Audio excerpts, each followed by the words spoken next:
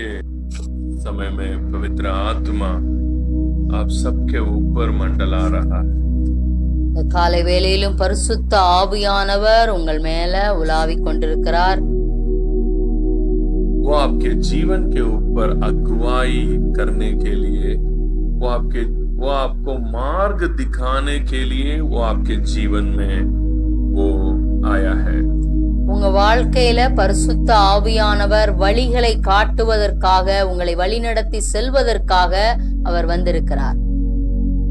शायद इस दुनिया की मार्ग आपके सामने बहुत खुले में दिखा सकते हैं। आप चेन्नई जाने का, मदुरई जाने का रोड आपके सामने बहुत साफ साफ दिखाई देता है, मगर इनर माइंड के अंदर हमें मार्ग, लाइफ में आगे क्या करना, डिसीजन मेकिंग में वहां पे मार्ग दिखाने के लिए, मार्ग में दिखाने के लिए we need the guidance of the Holy Spirit.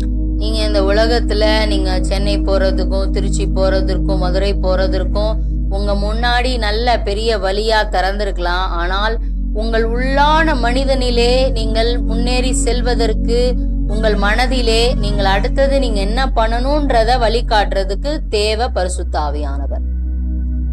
So depend on the Holy Spirit. பரிசுத்த ஆவியானவரை சார்ந்து கொள்ளுங்கள்.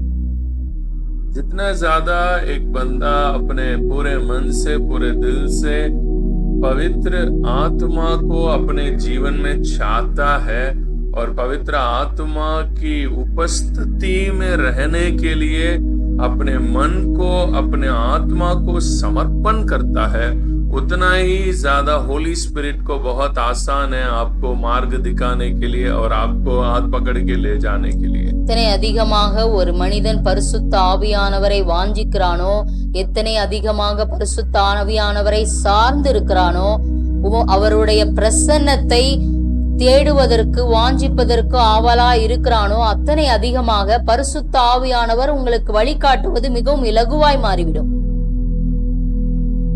बहुत बार क्या होता है, हमारे खुद की डिजायर्स जो है हमें बहुत कठिन बना देता है, और वो एक अंदर से एक बहुत ज्यादा हम बहुत ही हार्ड हो जाते हैं. होली स्पिरिट हमें गाइड नहीं कर पाते. சில நேரங்களிலே நம்முடைய சுய அறிவு, சுய ஆசையினால நம்முடைய இருதயமானது ரொம்ப முரட்டாட்டமாகவும் கடினமாகவும் மாறிவிடுகிறது. பரிசுத்த ஆவியானவருடைய வழிநடத்தலை பார்க்க முடியாதபடிக்கு.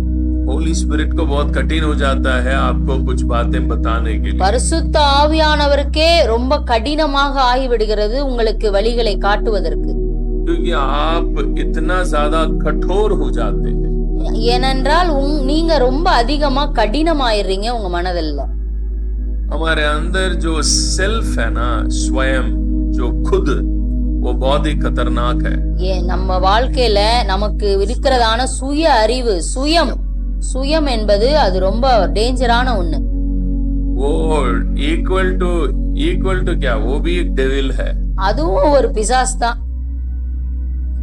जब मैं बहुत सारे लोगों से डिलीवरेंस मिनिस्ट्री करता हूँ, उस समय देखा जाए तो 50% ऑफ पीपल, 50 से भी ज्यादा % of people are mostly possessed by the self. उनके अंदर की फ्लैश बाहर आके बात करता है. मैं देखा हूँ बहुत लोगों में. நான் டெலிவரன்ஸ் மினிஸ்ட்ரி நம்ம பண்ணும் பொழுது அதிக 50ல இருந்து 50% ஜனங்களுக்குள்ள இருந்து அந்த மாமிசம், அந்த சுய அறிவு தானாக லிட்டரலா பேசுவதை நான் பார்த்திருக்கிறேன். फ्लैश डीमन जैसा ही डीमन ही वो आके बात करेगा, फ्लैश आके बात करेगा. அந்த மாமிசம் அது பேசும், அதுவும் ஒரு பிசாசு தான். तो जिनमें ये बहुत ज्यादा फ्लैश बहुत ज्यादा डोमिनेटेड है, இவர்களுக்கெல்லாம் இந்த மாமிசம் அதிகமாக ராஜ்யம் செய்கிறதோ, उनको होली स्पिरिट गाइड करना बहुत भारी पड़ जाता है. அவர்களுக்கு பரிசுத்த ஆவியானவர் வழி நடத்துது ரொம்ப கடினமாக இருக்கும். क्योंकि वो लोग अपनी खुद की दिमाग पे बहुत ज्यादा भरोसा करते हैं. ஏனென்றால் அவர்கள் சுயத்திலே அவர்களுடைய அறிவிலே ரொம்ப சார்ந்து இருப்பாங்க, நம்பிக்கையா இருப்பார்கள். They believe on their experience, அவங்க past அனுபவத்தை, experience. அவர்கள் கடந்த கால அனுபவத்தை அவர்கள் நம்பி இருப்பார்கள். So वो लोग बड़े भारी है, उनको है ना, वो खुद ही उनके लिए बहुत खतरनाक है. அவங்களுக்கே ரொம்ப டேஞ்சரா இருப்பாங்க. So Holy Spirit आपको गाइड करने के लिए, आपके जीवन में पवित्र आत्मा कार्य करना, अगर आप चाहते हैं मेरे जीवन पवित्र आत्मा से भरे और पवित्र आत्मा कार्य करे, उसके लिए आपको एक चीज करना पड़ेगा, आप अपने फ्लश को खत्म करना पड़ेगा, फ्लश को नाश करना पड़ेगा.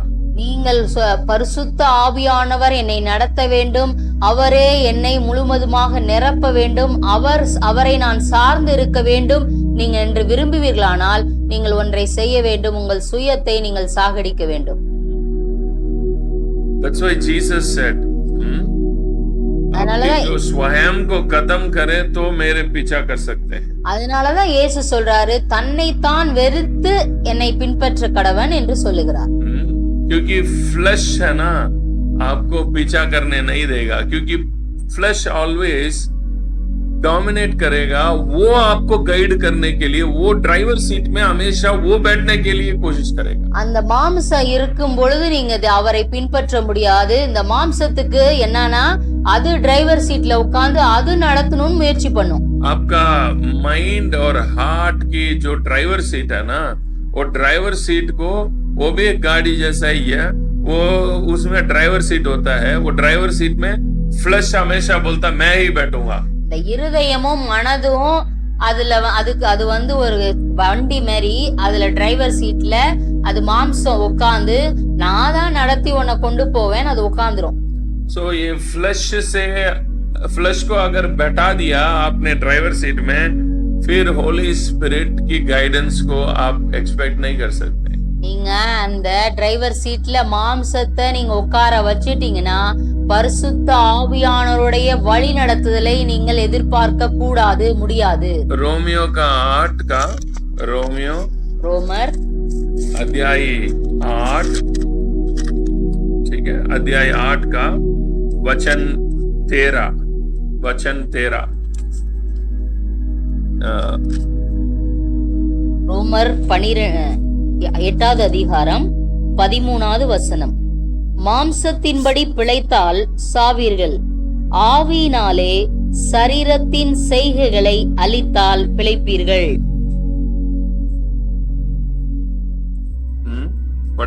हिंदी में पढ़ना. रोमियो 8:13.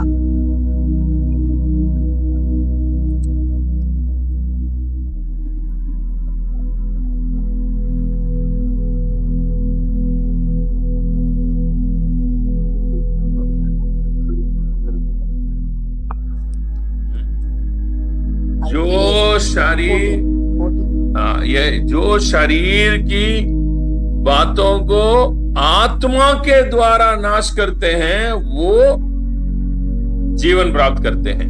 யாரெல்லாம் ஆவியினாலே சரீரத்தின் செய்கைகளை அழித்தால் பிழைப்பீர்கள் என்று எழுதப்பட்டிருக்கிறது. फ्लश को, मैं आपको कह रहा हूं, फ्लश को आप खुद की बल से कभी जिंदगी में खत्म नहीं कर सकता.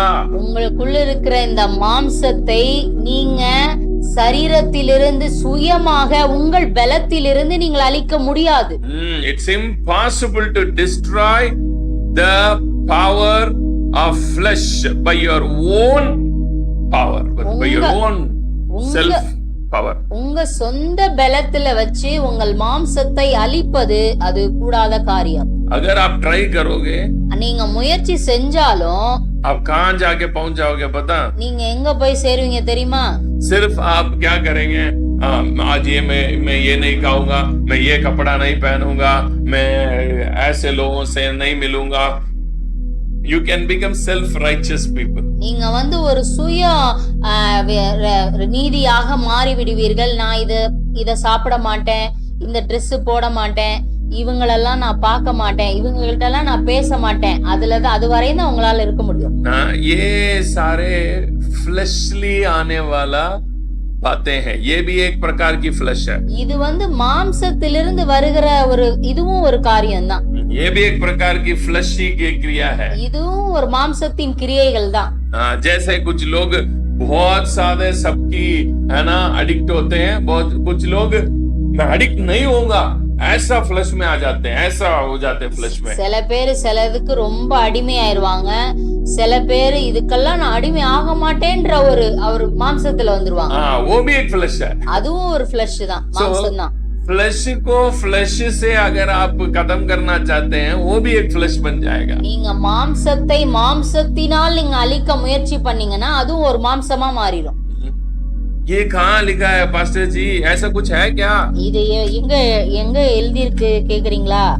कोलोसी की किताब, கொலோசியர் कोलोसी अध्याय 2, कोलोसी अध्याय 2 का वचन आखिरी 3 वचन पढ़े। மனுஷருடைய கொலோசியர் 2வது அதிகாரம் 21 23. மனுஷருடைய கற்பனைகளின் படியும் போதனைகளின் படியும் நடந்து தொடாதே, छुआ मत, ருசி பாராதே, चखो मत, தீண்டாதே, छुआ मत என்கிற கட்டளைகளுக்கு உட்படுகிறதென்ன? இவையெல்லாம் அனுபவிக்கிறதினால் அழிந்து போகுமே. இப்படிப்பட்ட போதனைகள் சுய இஷ்டமான ஆராதனையையும் ये सारा इस प्रकार की डॉक्ट्रिन्स जो है क्या है? இது இந்த எல்லா உபதேசங்களும் क्या है? இது என்ன கொண்டு வரும்? वचन 23 में क्या लिखा? இப்படிப்பட்ட போதனைகள் சுய இஷ்டமான ஆராதனையையும், ये खुद की आराधना, खुद ही आप ही एक नया आराधना आप ही करोगे, ऐसे कोई बाइबल में नहीं लिखा है। நீங்களே ஒரு சொந்தமா ஒரு ஆராதனை உருவாக்கிடுவீங்க. Because you have your own God, you have your own understanding, you have your own Bible. ஏன்னா உங்களுக்கு சொந்தமா ஒரு ஆண்டவர் இருக்காரு, சொந்தமா ஒரு அறிவு இருக்கு, சொந்தமா ஒரு பைபிளும் இருக்கு. आप खुद ही एक नया गॉड को बना के नया गॉड की आराधना करना शुरू कर दोगे। நீங்களே ஒரு சொந்தமா ஒரு கடவுளை உருவாக்கி அவருக்கு ஆராதனை பண்ண ஆரம்பிச்சிருவீங்க. आप बोलेंगे ये सब है ना वो परमेश्वर को नहीं पसंद है, सो मैं ये नहीं करूंगा। நீங்க அப்புறம் செஞ்சுட்டு சொல்வீங்க இதெல்லாம் ஆண்டவருக்கு பிடிக்காது, அதனால இதை செய்ய மாட்டேன். फ्लश से फ्लश को कंट्रोल करना यही होता है। இதுதான் மாம்சத்தை வைத்தே மாம்சத்தை கட்டுப்படுத்துவது. ये सब वचन में लिखा है, ये सब स्वयं की आराधना है। இது வசனத்திலே சொல்லப்பட்டிருக்கிறது, இது சுய இஷ்டமான ஆராதனை என்று சொல்லப்பட்டிருக்கிறது. पढ़े हिंदी में पढ़े वचन 23 वचन 21 से हिंदी में पढ़े, जल्दी पढ़े। कोलोसी अध्याय 2 का 21 से पढ़े।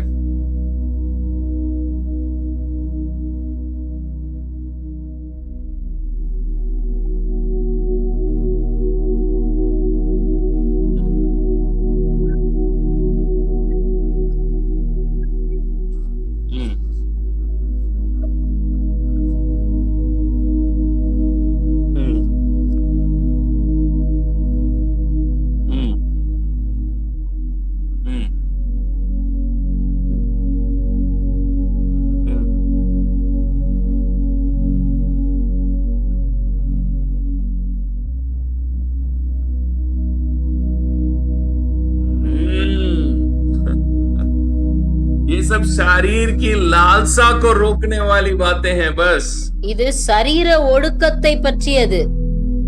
तो बाइबल यहाँ पे कुछ अलग बात बता रहा है। रोमियो 8 में पौलुस लिख रहा है शारीरिक क्रिया को आत्मा के द्वारा नाश करो, ये अलग होता है, ये टोटली डिफरेंट जॉनर है ये। ஆனா வேதம் சொல்லுகிறது ஆவியினாலே சரீரத்தை நீங்கள் ஒடுக்க தான் முடியும், மாம்சத்தை ஒடுக்க முடியும்। वहां पे लिखा है, वचन पढ़े वो वचन 13 को, ஆவி மாம்சத்தின்படி பிழைத்தால் சாவீர்கள், ஆவியினாலே சரீரத்தின் செய்கைகளை அழித்தால் பிழைப்பீர்கள்। यहाँ पे पौलुस एक अलग मैटर को बात कर रहा है। ये शारीरिक बातों को नाश करना, ये अलग मैटर को बात कर रहा है। இங்க வந்து சரீர மாம்சத்தை அழிக்கிறது அது வேறத பேசுறார் பவுல்।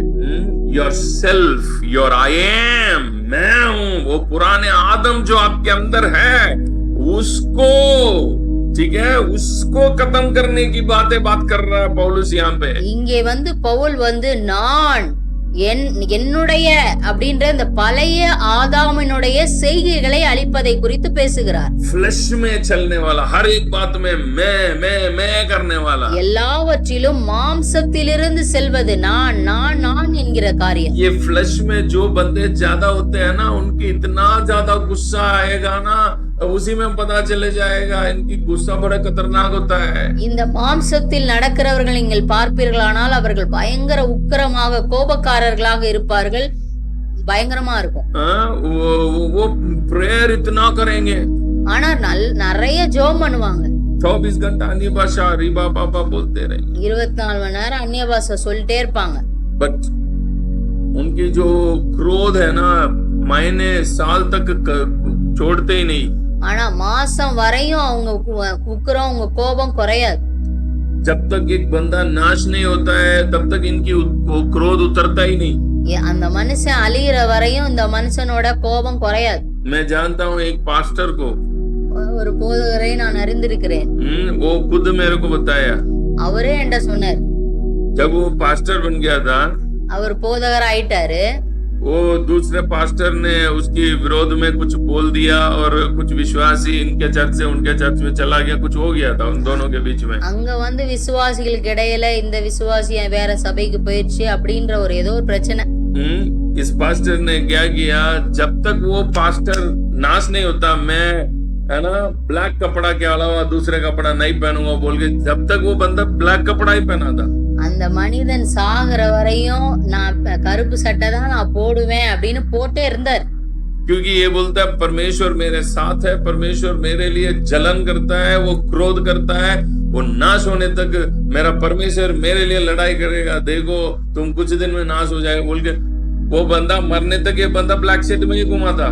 அந்த மனிதன் சாகும் வரை என் ஆண்டவர் என்னோட இருக்கிறாரு, எனக்காக அவர் வந்து யுத்தம் பண்ணுவாரு, வைராக்கியம் பாராட்டுவாருன்னு சொல்லி அவர் சாகுற வரை இவர் கருப்பு சட்டை தான் போட்டுட்டு இருந்தார். सच में वो बंदा मर ही गया. அந்த மனுஷன் செத்துட்டார். उसके बाद ये बंदा अपने ड्रेस कोड चेंज किया. அதுக்கப்புறம் தான் இந்த ஊழியக்காரரு தன்னோட ட்ரெஸ் கோட்டை மாத்தினார். प्रभु की कृपा से वो पास्टर अभी उद्धार पा गया, वो अभी हमारे डॉक्ट्रिन बात करना शुरू कर दिया, अभी ये संदेश उसको है ना पहुंच गया. தேவனுடைய பெரிதான கிருபையினால அந்த ஊழியக்காரர் ரட்சிக்கப்பட்டு விட்டார். அவர் இந்த உண்மையான சத்தியத்திற்கு உள்ளே வந்து விட்டார். नहीं है तो वो बंदा पता नहीं कितने लोगों को मार देता है. இவர் உள்ள வரலன்னா எத்தனை பேரை சாகடிச்சிருப்பாருன்னு தெரியல. मैं क्या बोलने आ रहा हूँ, நான் என்ன சொல்ல வரேன்னா, you may pray from your flesh. உங்க வந்து ஜெபம் வந்து மாம்சத்திலிருந்து நீங்க ஜெபம் பண்ணக்கூடாது. நீங்க பண்ண முடியும். நீங்க பண்ண முடியும். You can pray from your flesh. நீங்க மாம்சத்தில் இருந்தும் ஜெபம் பண்ண முடியும். You can pray from the spirit. நீங்க வந்து ஆவியிலிருந்து ஜெபம் பண்ண முடியும். शरीर से अगर आप प्रार्थना करोगे, वो आपको सिर्फ टाइम को खिंचाएगा, बस आपके जीवन में उसके अलावा कोई फर्क नहीं लेके आएगा. நீங்க வந்து மாம்சத்திலிருந்து நீங்க ஜெபிப்பீர்களானால் உங்க நேரம் அதிகமாகுமே ஒழிய வேற எதுவுமே ஆகாது. You just just wasting your time. உங்க நேரத்தை நீங்கள் வீணாக்குவீர்கள். Don't think all the prayers are going to God. நீங்க நினைச்சுக்காதீங்க எல்லா ஜெபமும் ஆண்டவர்கிட்ட போய் சேரும்னு நினைச்சுக்காதீங்க. No. போகவே போகாது. जो प्रेयर स्पिरिट से होती है, எந்த ஜெபம் ஆவியிலிருந்து நடத்தப்படுகிறதோ, only those prayers will reach the presence of the presence of God. அந்த ஜெபங்கள் மாத்திரமே தேவ பிரசன்னத்திற்கு அது போய் சேரும். फ्लैश से करने वाली प्रेयर से कोई फायदा नहीं है. மாம்சத்திலிருந்து சுயத்திலிருந்து பண்ணுகிற ஜெபம் பிரயோஜனம் இல்லாதது. आज बहुत सारे लोग फ्लैश से प्रार्थना करते हैं. இங்க வந்து நிறைய பேரு மாம்சத்திலிருந்து சுயத்திலிருந்து தான் ஜெபம் பண்றாங்க. They don't know what is spirit. उनको अभी तक स्पिरिट क्या होता है पता नहीं, और स्पिरिट में प्रार्थना करना क्या होता है ये भी पता नहीं. அவங்களுக்கு ஆவினாலும் என்னன்னு தெரியாது, ஆவியிலிருந்து ஜெபம் பண்ணணும்ன்றதும் தெரியாது. So बाइबल यही कहता है, शारीरिक क्रिया को आत्मा के द्वारा नाश करना. फ्लश को फ्लश से नाश करना शुरू करोगे तो आप दूसरे फ्लश में पहुंच जाओगे। நீங்க மாம்சத்தை மாம்சத்தினால அழிச்சீங்கன்னா நீங்க செத்துருவீங்க. ஆவியினாலே சரீரத்தின் செய்கையை நீங்க அழிக்கணும். तभी आप ट्रू स्पिरिचुअल लाइफ के अंदर है। அப்பதான் நீங்க உண்மையான ஆவிக்குரிய வாழ்க்கையில் இருக்கிறீர்கள் என்ற அர்த்தம். शरीर को शारीरिक क्रिया को आत्मा के द्वारा नाश करना क्या होता है? पुराने आदम को नाश करना और स्वयं मैं I am को नाश करना। ஆவியினாலே சரீர செய்கையை அழிப்பது என்றால் என்ன? முதலாம் ஆதாமின் அந்த அயம், அந்த நான் என்கிற சுயத்தை அழிப்பதுதான். वो आदम है ना, बहुत सारे फेसेस रखता है वो। அந்த முதலாம் ஆதாம் अनेक முகங்களை வைத்திருக்கிறார். वो एक चेहरा नहीं है उसका। அந்த அவனுக்கு முதலாம் ஆதாமுக்கு ஒரு முகம் கிடையாது. उसको बहुत सारी चेहरा होता है। अनेक முகங்கள் இருக்கிறது. चर्च में आता तो एक चेहरा में आएगा। சர்ச்சுக்கு வரும்பொழுது ஒரு முகம். फ्रेंड्स के साथ रहते समय एक चेहरा। फ्रेंड्स முன்னாடி போகும்பொழுது ஒரு ஃபேஸ். फैमिली में एक चेहरा। குடும்பத்தில் இருக்கும்போது ஒரு முகத்தை காட்டுகிறான். उसको बहुत सारी चेहरा होता है। அவனுக்கு நிறைய முகங்கள் இருக்கிறது.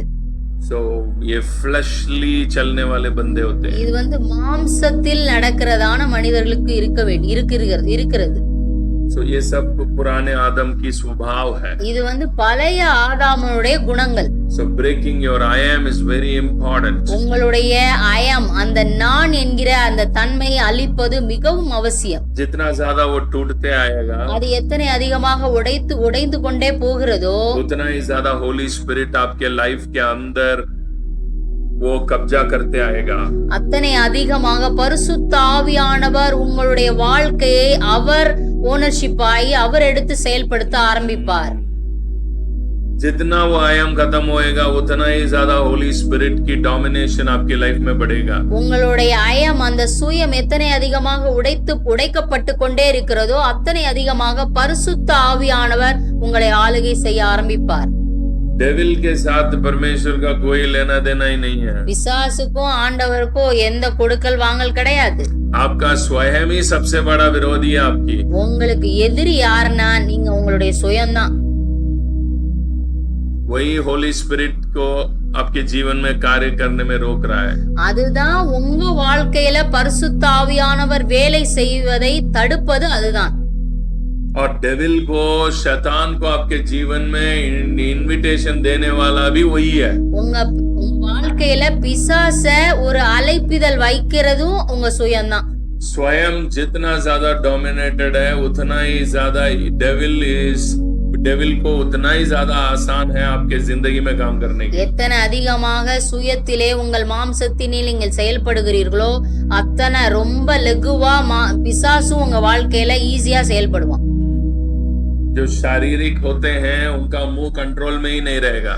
யாரெல்லாம் மாம்சத்துல சுயத்துல இருக்கீங்களோ அவங்க வாய் கட்டுப்பாடா இருக்காது. I know there are so many prayer warriors but they can't control their tongue. நான் அநேக ஜெப வீரர்களை நான் பார்த்திருக்கிறேன். ஆனால் அவர்கள் வாயிலே வார்த்தையிலே கட்டுப்பாடு இல்லாமல் இருக்கும். They come for all the prayer meetings. அவங்க எல்லா ஜெபத்துக்கும் வருவாங்க. They come for all night prayers, every prayer. They never कभी कोई prayer meeting miss नहीं करते. எந்த மீட்டிங்கும் அவங்க மிஸ் பண்ண மாட்டாங்க. எல்லா இரவு எல்லா உபவாச ஜெபம் எல்லாத்துக்கும் வருவாங்க. But they don't have control over their tongue. அவங்க நாவுல அவங்களுக்கு கட்டுப்பாடு இல்லாமல் இருக்கும்.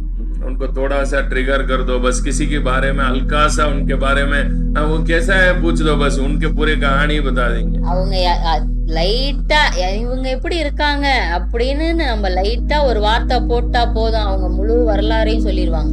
उनके मुंह के अंदर एक छोटी सी एक मछली डालो, उनके मुंह के अंदर से आप बड़ा शार्क को ही पकड़ सकते हैं. நீங்க லைட்டா ஒரு குட்டியோண்ட ஒரு மீனை போட்டீங்கன்னா போதும் நீங்க பெரிய ஷார்க்கே அங்க பாத்துருவீங்க. उनका मुंह से हम शार्क ला सकते हैं बाहर. உள்ள இருந்து ஒரு ஷார்க்கே வெளியே எடுத்துறலாம். So they can't control their tongue. அவங்க நாவிலே ஒரு கட்டுப்பாடு இருக்கவே இருக்காது. These are the characters of the flesh. இதெல்லாம் மாம்சத்தின் கிரியைகள். ऐसे लोग है ना जल्दी फंस जाते हैं, हर छोटी छोटी बातों में फंसेंगे आप। அப்படி மாம்சத்துல இருக்கிறவங்க சின்ன சின்ன காரியத்துல அவங்க மாட்டிப்பாங்க. Spiritual people are telling you self control, आत्मा की एक आत्मा का फल में एक सबसे इम्पोर्टेंट फल एक है, वो क्या है? Self control. நீங்க வந்து ஆவியின் அந்த கனியில வந்து நீங்க பார்த்த ஒரு ரொம்ப பெரிய ஒரு நல்ல குணம் என்னன்னா இச்சை அடக்கம், सेल्फ कंट्रोल, சுய கட்டுப்பாடு. ये डोमिनेशन में रहेगा जो आत्मा के द्वारा शरीर को नाश करने वालों में। இது வந்து ரொம்ப ஒரு டாமினேட்டா இருக்கும், ஆவியினாலே சரீரத்தை அது கட்டுப்படுத்தும். सो कैसे कंट्रोल करें? आत्मा के द्वारा शरीर को कंट्रोल कैसे करें? Spirit, when your spirit gets stronger, when your spirit gets more powerful, I am telling you, you can easily control every act of your flesh. நீங்க ஆவியினாலே சரீரத்தை எப்படி வந்து அழிப்பது அப்படின்னு கேட்டீங்கன்னா, எந்த அளவுக்கு உங்கள் ஆவி பலன் அடைகிறதோ, உள்ளான மனிதன் பலனால் அவன் நிரப்பப்படுகிறானோ அந்த அளவுக்கு உங்கள் மாம்சத்தை நீங்கள் அழிக்க முடியும். सेल्फ कंट्रोल बढ़ेगा आप में। உங்களுடைய சுய கட்டுப்பாடு அது பயங்கரமா ஸ்ட்ராங் ஆயிரும். You will control your tongue. உங்க நாவில உங்களுக்கு கட்டுப்பாடு இருக்கும். You have control over your eyes. உங்க கண்களிலே ஒரு கட்டுப்பாடு வந்துவிடும். You have control over your ears. உங்க காதுகளிலே ஒரு கட்டுப்பாடு வந்துவிடும். You have control over your body. உங்க முழு சரீரத்திலும் ஒரு கட்டுப்பாடு வந்துவிடும். जो बंदा अपने बॉडी को कंट्रोल में लेके आ रहा है, he is a spiritual man.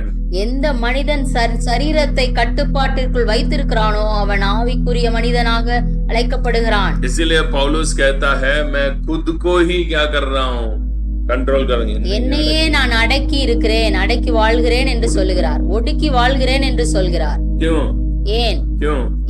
Because it's a spiritual life का एक बहुत बड़ा फल है ये. இது வந்து ஒரு ஆவிக்குரிய மனிதனுடைய ஒரு கனி. You have that control. நீங்க வந்து கட்டுப்பாடா இருப்பீங்க. If you decide not to take this food, you'd never take it. நீங்க வந்து இந்த சாப்பாடு எடுக்க கூடாது நீங்க நினைச்சீங்கன்னா அதை நீங்க எடுக்க மாட்டீங்க. So you are very controlled by the Spirit of God. நீங்க பரிசுத்த ஆவியானவரால் நீங்க கட்டுப்பாட்டிற்குள் வந்து விடுவீர்கள். कितने लोगों को बातें समझ आ रहा है? எத்தனை பேருக்கு விளங்குது பேசுறது? I hope the Holy Spirit is speaking with you this morning. இந்த காலை வேளையிலே நான் விசுவாசிக்கிறேன் பரிசுத்த ஆவியானவர் உங்களோடு இடைப்பட்டு கொண்டிருக்கிறார். Many of you, आपके जीवन में पवित्र आत्मा आपको अगुवाई करना चाहता है, मगर आप नहीं छोड़ रहे. நீங்க अनेகருடைய வாழ்க்கையிலே பரிசுத்த ஆவியானவர் வேலை செய்வதற்கு வாஞ்சிக்கிறார், ஆனால் நீங்கள் விடுவதில்லை. आप पवित्र आत्मा को जगा दें. நீங்க பரிசுத்த ஆவியானவருக்கு விட்டு கொடுங்கள், இடம் கொடுங்க. It's very difficult to come out of flesh. நீ ரொம்ப கஷ்டம், ஆனால் மாம்சத்திலிருந்து வெளியே வருவது. But it is mandatory. ஆனால் அது முடியும். It's very important. அது ரொம்ப முக்கியமானது. It's very important. ரொம்ப முக்கியமானது. It's very important. ரொம்ப முக்கியமானது. You have to come out of it. நீங்கள் இருந்து வெளியே வர வேண்டும். So next verse को पढ़ के हम समाप्त करते हैं. वचन 14, 13 और 14 पढ़े अभी. ரோமர் 8:14. மேலும் எவர்கள் தேவனுடைய ஆவியினாலே நடத்தப்படுகிறார்களோ அவர்கள் தேவனுடைய புத்திரராய் இருக்கிறார்கள். हिंदी में पढ़े ये वचन को. ये सबसे very important. Who are the sons of God? யாரு தேவனுடைய புத்திரர்கள்? படுமா पढ़े.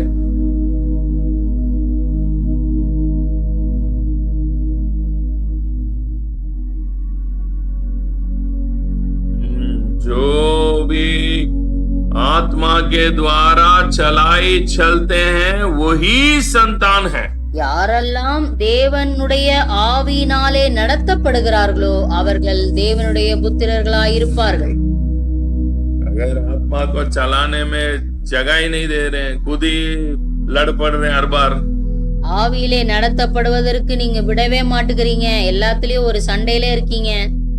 हर जगह में लड़ाई झगड़ा, எல்லா இடத்துலயும் சண்டை. ऑफिस में लड़ाई, அலுவலகத்துல சண்டை, घर में लड़ाई, வீட்டுல சண்டை. हर जगह में आप जहाँ भी जाओ आपको 4 विरोधी तो वहाँ पे आप पैदा करके रखे हैं.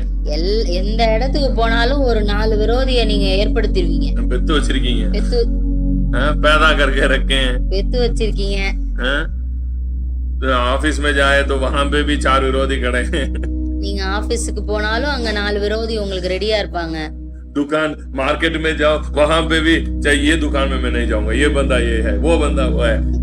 यार மார்க்கெட்டுக்கு போனாலும் நான் இந்த கடைக்கு போக மாட்டேன் அப்படின்ட்டு அங்கேயும் வச்சிருக்கீங்க. everywhere you have lot of offense.